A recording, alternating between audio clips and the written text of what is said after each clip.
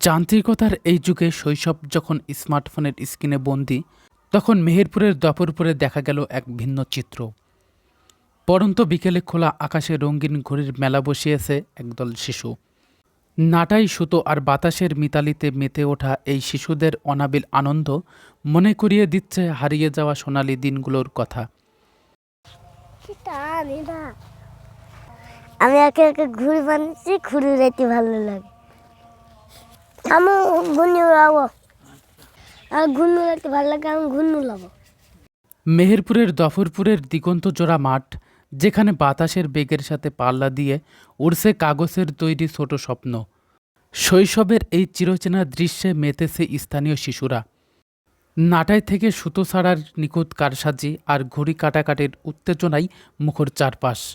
প্রযুক্তির ভিড়ে যেখানে মাঠের খেলা প্রায় বিলুপ্তির পথে, সেখানে দফরপুরের এই শিশুরা যেন ফিরিয়ে এনেছে গ্রাম বাংলার সেই আদি সংস্কৃতি। নাটাইয়ের টানে আর সুতোর টানে কাটছে বিকেল।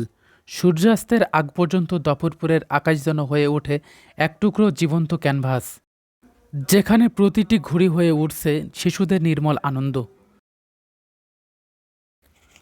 জাহিদুল ইসলাম, বিডিসি টেলিভিশন, মেহেরপুর।